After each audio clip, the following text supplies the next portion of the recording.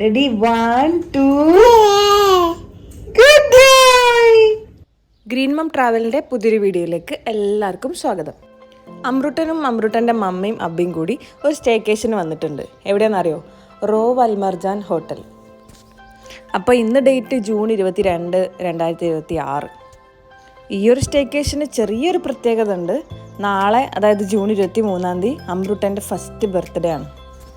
First birthday celebration അല്ലെങ്കിൽ cake cutting party അങ്ങനത്തെ കാര്യങ്ങളൊന്നുമില്ല. വളരെ സിമ്പിളായിട്ടുള്ള ഒരു റിലാക്സ് ചെയ്യാൻ വേണ്ടിയിട്ട് ഒരു സ്റ്റേക്കേഷൻ, അത്ര മാത്രമേ ഉള്ളൂ കേട്ടോ.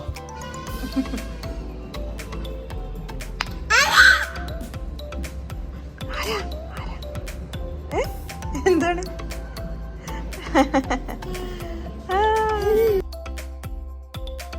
അപ്പോൾ ഇതായിരുന്നു നമ്മൾക്ക് അവിടെ കിട്ടിയിട്ടുള്ള റൂം ഭയങ്കര വലിയ സ്പേഷ്യസ് ആയിട്ടുള്ള റൂമൊന്നും പറയാനില്ല. നോർമൽ ഒരു നല്ലൊരു റൂമായിരുന്നു. വിത്ത് സീ വ്യൂ ഉണ്ടായിരുന്നു. കാരണം വീക്കെൻഡ് അല്ലാത്തതുകൊണ്ട് തന്നെ നമ്മൾ തിങ്കൾ ചൊവ്വ ദിവസങ്ങളിലാണല്ലോ വന്നത്. അപ്പോൾ സീ വ്യൂ ഉള്ള റൂം നമുക്ക് കിട്ടി. അതല്ല തിരക്കുള്ള ശനി ഞായർ ദിവസങ്ങളൊക്കെ ആകുമ്പോൾ ഇങ്ങനെ അടിപൊളി സീ വ്യൂ ഉള്ള റൂമൊന്നും കിട്ടാൻ ചാൻസ് ഇല്ല. ഇനി ഈ സ്റ്റേക്കേഷൻ റിലാക്സ് ചെയ്യാൻ വേണ്ടിയിട്ടാണെന്ന് പറഞ്ഞു. ആർക്ക് റിലാക്സ് ചെയ്യാനാണ്, ആർക്ക് അവിടെ റിലാക്സേഷൻ വേണ്ടത് എന്ന് ആലോചിക്കുകയാണെങ്കിൽ എനിക്കാണ് റിലാക്സേഷൻ വേണ്ടത്. എന്താ, എനിക്ക് റിലാക്സ് ചെയ്തൂടെ? കഴിഞ്ഞൊരു 6 വർഷമായിട്ട് ഞങ്ങൾ റാസൽ ഗൈമയിൽ തന്നെയാണ്. അമൃട്ടനെ കൺസീവ് ആവുന്നതും ഞാൻ റാസൽ ഗൈമയിൽ വർക്ക് ചെയ്തുകൊണ്ടിരിക്കുന്ന സമയത്താണ്. ഹോസ്പിറ്റാലിറ്റി ഫീൽഡിലാണ് ഞാനും എൻ്റെ ഹസ്ബൻഡും അന്നേരം വർക്ക് ചെയ്തുകൊണ്ടിരുന്നത്. ഞാൻ എൻ്റെ ലൈഫിൽ ഒരു ഉമ്മയാവാൻ വേണ്ടിയിട്ട് അല്ലെങ്കിൽ ഒരു മദർ ആവാൻ വേണ്ടി മെൻ്റലി ആൻഡ് ഫിസിക്കലി പ്രിപ്പയർഡ് ആയ ശേഷം അല്ലെങ്കിൽ പ്രിപ്പയർഡ് ആയിട്ടാണ് അമൃട്ടനെ ഞങ്ങൾ വെൽക്കം ചെയ്യുന്നത്. അതെനിക്ക് നല്ലൊരു കാര്യമായിട്ട് തോന്നി. കാര്യം പാരൻറ്ഹുഡ് അല്ലെങ്കിൽ ഒരു ഉമ്മയാവുക, ഉപ്പയാവുക, വെറുതെ പ്രഗ്നൻ്റായി ഡെലിവറി ചെയ്യുന്ന കാര്യമല്ല ഞാൻ പറഞ്ഞത്. അതിന് ശേഷം 2-3 വയസ്സ് വരെ നമ്മളൊരു കുട്ടീനെ വളർത്തിയെടുക്കുക എന്ന് പറയുന്നത് ഭയങ്കര എക്സോസ്റ്റിംഗ് ആയിട്ടുള്ളൊരു ജോബാണ്. അമൃട്ടൻ്റെ കാര്യങ്ങൾ ഞാൻ ഒറ്റയ്ക്കാണ് ഇപ്പോഴും ചെയ്തുകൊണ്ടിരിക്കുന്നത്. ഡെലിവറി കഴിഞ്ഞിട്ട് ഒരു 2-3-4 മാസം നാട്ടിലുള്ള സമയത്ത് എനിക്ക് എല്ലാവരും ഉണ്ടായിരുന്നു കാര്യങ്ങൾ ചെയ്തു തരാനും ഹെൽപ്പ് ചെയ്യാനൊക്കെ. അതിനുശേഷം ഞാൻ വീണ്ടും ഹസ്ബൻഡിൻ്റെ അടുത്തേക്ക് തിരിച്ച് റാസൽ ഗൈമയിലേക്ക് വന്ന ശേഷം ഞാനും എൻ്റെ ഹസ്ബൻഡും ഒറ്റയ്ക്കാണ് കാര്യങ്ങളെല്ലാം ചെയ്തുകൊണ്ടിരുന്നത്. അപ്പം ഞാൻ കുറച്ച് ടയേർഡായിട്ട് ഇരിക്കുമല്ലോ.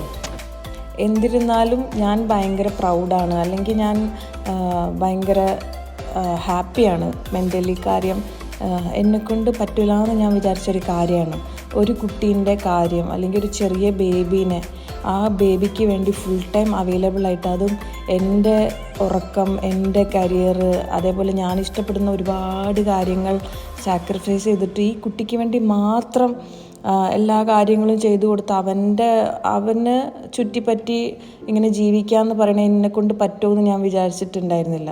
പക്ഷെ അത് പറ്റി. അങ്ങനെ ഒരു വർഷം കഴിഞ്ഞു. ഇനിയും ഒരു 2 വർഷം കൂടിയൊക്കെ അങ്ങനെ ആയിരിക്കും. അത് കഴിഞ്ഞാൽ പിന്നെ നമ്മൾ ആവശ്യം അവനുണ്ടാവില്ല.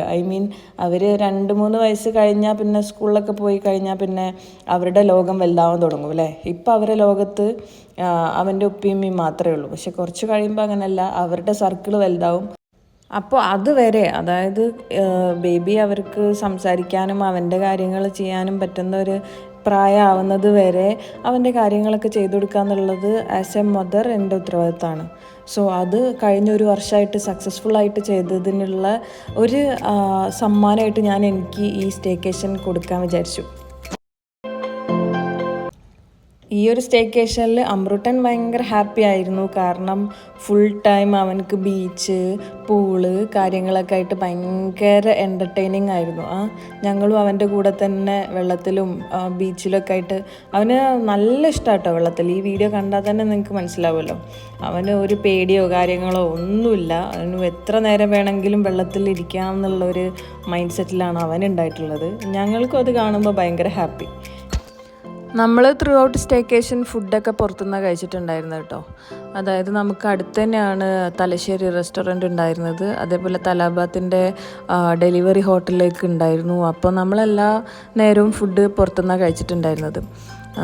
അതല്ലാത്തൊരു നോർമൽ ദിവസമാണെങ്കിൽ എങ്ങനെയാണ് പോവുക? രാവിലെ എണീക്കുന്നു, അവൻ്റെ കാര്യങ്ങൾ നോക്കുന്നു, ഞാൻ ബ്രേക്ക്ഫാസ്റ്റ് കഴിക്കുന്നു, അത് കഴിഞ്ഞ് ഉച്ചയ്ക്കുള്ള ലഞ്ച് പ്രിപ്പയർ ചെയ്യണം, അങ്ങനെ ഒരു ദിവസം അങ്ങനെ കുക്കിങ്ങും ക്ലീനിങ്ങും അമ്രുട്ടൻ്റെ കാര്യങ്ങളൊക്കെ ആയിട്ട് പോകുന്നതിന് ഒരു വ്യത്യസ്തത. അതായത് കുക്കിങ്ങോ ക്ലീനിങ്ങിനെ പറ്റിയൊന്നും ആലോചിക്കുകയേ വേണ്ട. സമയാകുമ്പോൾ ഹസ്ബൻഡ് നമ്മളെ കൊണ്ടുപോയിട്ട് ഫുഡ് വാങ്ങിച്ച് തരുന്നു. തിരിച്ചു നമ്മൾ ഹോട്ടലിലെ റൂമിൽ വന്നിട്ട് റിലാക്സ് ചെയ്യുന്നു, പൂളിൽ പോകുന്നു, ബീച്ചിൽ പോകുന്നു. നല്ല വൈബ്. അതൊക്കെ നമ്മളെപ്പോലെ സാധാരണക്കാർക്ക് എന്നും നടക്കുന്ന കാര്യമൊന്നുമല്ല അല്ലേ. ഇത് കഴിഞ്ഞ് കഴിഞ്ഞാൽ നമ്മളുടെ ലൈഫ് ബാക്ക് ടു റിയാലിറ്റി ആകും. അപ്പോൾ ഇങ്ങനെ ഒരു ദിവസം അല്ലെങ്കിൽ ഈ ഒരു ദിവസം സ്പെഷ്യലാക്കിയിട്ട് നമുക്ക് ഇങ്ങനെയൊക്കെ ചെയ്യാമല്ലോ. അപ്പം ഒറ്റയ്ക്ക് ഹസ്ബൻഡിൻ്റെ കൂടെ വിദേശത്തൊക്കെ പോയി നിൽക്കുന്ന ഭാര്യമാരാണ്, അതായത് ഹോം മേക്കിംഗ് വൈഫാണെന്നുണ്ടെങ്കിൽ ഇടയ്ക്ക് ഇങ്ങനെ ഒരു റിലാക്സ് ചെയ്യാൻ വേണ്ടിയിട്ട് സ്റ്റേക്കേഷനൊക്കെ പോകുന്നതിൽ തെറ്റില്ല. ചെയ്യണം എന്നാണ് എൻ്റെ ഒരു അഭിപ്രായം. എന്നും ഒരുപോലെ ആയ രസം ഉണ്ടാവില്ലല്ലോ. ഇടയ്ക്ക് ഒരു വ്യത്യാസമൊക്കെ വേണം. പിന്നെ ഇടയ്ക്ക് കുറച്ച് ക്യാഷൊക്കെ ചിലവാക്കിയിട്ട് നമ്മളുടെ ഒരു ഹാപ്പിനെസ്സിന് വേണ്ടിയിട്ട് പൈസയൊക്കെ ചിലവാക്കണം. ഞങ്ങളങ്ങനെ വെറുതെ ഇരിക്കുമ്പോൾ ആലോചിക്കുമായിരുന്നു കഴിഞ്ഞ വർഷം ഇതേ ദിവസം ഉണ്ടായിട്ടുള്ള ഹോസ്പിറ്റൽ ഡേയ്സിനെ പറ്റിയൊക്കെ. അതുപോലെ ഗാലറിയിൽ നിന്ന് ഫോട്ടോസൊക്കെ എടുത്ത് നോക്കുമ്പോൾ ഈ ദിവസത്തെ ഫോട്ടോസിൽ അമ്രുട്ടൻ എന്ത് ചെറുതായിരുന്നു അല്ലേ. വളരെ കുഞ്ഞു കുട്ടിയായിട്ടുള്ള എൻ്റെ കയ്യിൽ ക്യാനുലൊക്കെ ഇട്ട്, 2 കയ്യിലും ക്യാനുലൊക്കെ ഇട്ടിട്ട് അവനെ പിടിച്ചിരിക്കുന്ന ഫോട്ടോസും, അതേപോലെ അവൻ്റെ ജനിച്ച് വന്നപ്പോഴുള്ള സമയത്തുള്ള ഫോട്ടോസും കാര്യങ്ങളൊക്കെ നോക്കുമ്പം എന്തോ നമുക്കിങ്ങനെ വല്ലാത്തൊരു ഫീലിംഗാണ് അതൊക്കെ കാണുമ്പോൾ. ബാക്കിയുള്ളവർക്ക് ജൂൺ 23 എന്ന് പറയുമ്പോൾ നോർമൽ ഡേ ആയിരിക്കാം. പക്ഷേ പാരൻസായ നമ്മളാദ്യമായിട്ട് പാരൻസായിട്ടുള്ള ആ ദിവസം നമ്മൾ ഒരിക്കലും മറക്കൂല അല്ലേ. അതിനെപ്പറ്റിയൊക്കെ സംസാരിക്കാൻ നിന്ന് കഴിഞ്ഞാൽ വീഡിയോ അങ്ങനെ നീണ്ടു പോകും. അപ്പോൾ ഞാൻ വിചാരിക്കാം എൻ്റെ പ്രഗ്നൻസി, ഡെലിവറി, പോസ്റ്റ്പാർട്ടം ജേണി അതൊരു കഥ പോലെ ഒരു വീഡിയോ ചെയ്താലോ എന്ന്. അപ്പോൾ നിങ്ങൾക്കും എന്തെങ്കിലും അതിനെപ്പറ്റി അറിയണമെന്നുണ്ടെങ്കിൽ ഈ വീഡിയോൻ്റെ കമൻറ്റ് സെക്ഷനിൽ പറഞ്ഞാൽ ഞാൻ അതും കൂടി ഇൻക്ലൂഡ് ചെയ്യാം. അപ്പോൾ അത്രയ്ക്ക് തന്നെ ഉള്ളൂ നമ്മളുടെ സ്റ്റേക്കേഷൻ്റെ വിശേഷങ്ങൾ. പിറ്റേന്ന്, അതായത് 23-ാം തീയതി രാത്രി 9 മണിക്ക് നമ്മൾ ചെക്കൗട്ട് ചെയ്യുന്നു, നമ്മളുടെ വീട്ടിലേക്ക് തിരിച്ചു പോകുന്നു. Happy birthday Ammutta, happy birthday Ammutta, happy birthday അമ്മുട്ട.